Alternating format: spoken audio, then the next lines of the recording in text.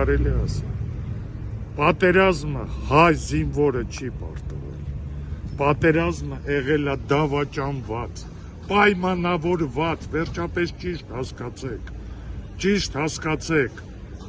են Նայիրի Հոկիկյանը, որ ասում էր, են Վալոդյան, որ ասել էր 5000-ից ավել զոհ կտանք, ժողովուրդը կհամաձայնվի Արցախի հանձնել, եղել է այդ դեպքը, Հոկիկյանն ասել, հասկանում ես, են Լապշինին, որ ասել է, ես բերում եմ օրինակներ, որ ճիշտ հասկանաք,